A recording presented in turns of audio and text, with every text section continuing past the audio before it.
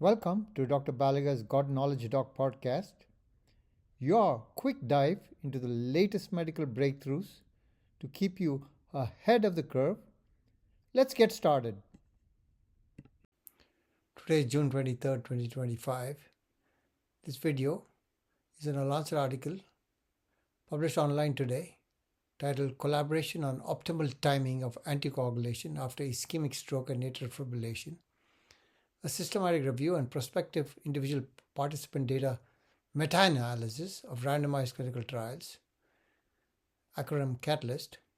There was an accompanying commentary titled Timing of Anticoagulation After Ischemic Stroke and Atrial Fibrillation.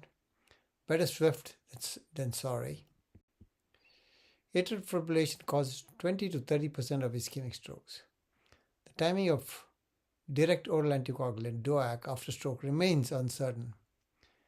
The CATALYST investigators assessed if early DOAC, that is less than or equal to 4 days, improves outcomes versus DOAC started later, that is greater than 5 days. The methods they used, it was a systematic review and meta-analysis of 4 randomized controlled trials, timing, ELAN, Optimus, and START. The whole cohort comprised of 5,441 patients. Mean age 77.7 years, 45.4% were women. The median NIH stroke scale is 5, interquartile range 3 to 10. Follow-up duration 30 to 90 days post-randomization.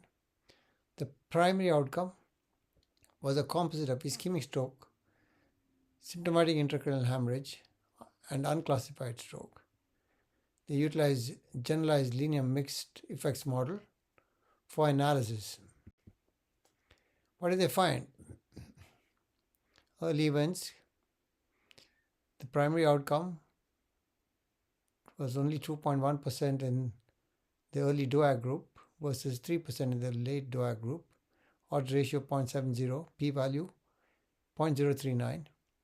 Recurrent stroke, 1.7% in the early group versus 2.6% in the late group.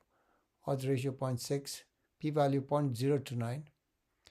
No increase in symptomatic intracranial hemorrhage, 0.4% in both. P-value 0.96.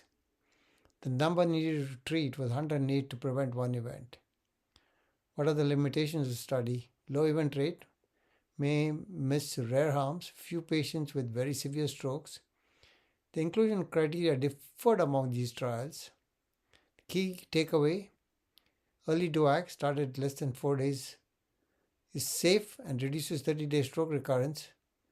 These findings support earlier anticoagulation in practice, but use in caution in very severe hemorrhagic stroke cases. There was the accompanying critique said the strengths of the study. It's the largest individual participant data meta-analysis on DOAC post-timing stroke.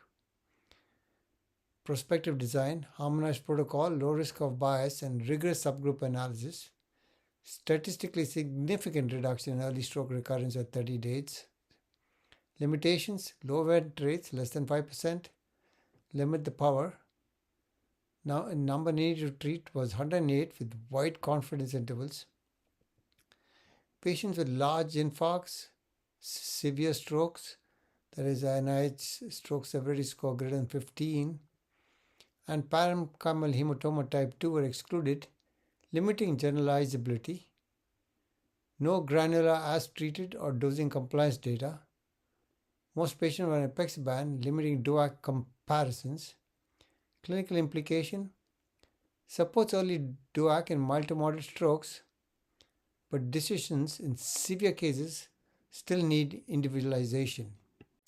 If you enjoyed this episode, share it with your colleagues. When we change how we see disease, we change how we shape lives. Until next time, stay curious, stay compassionate, and keep seeking wisdom. Podcast brought to you by Master MedFacts at mastermedfacts.com.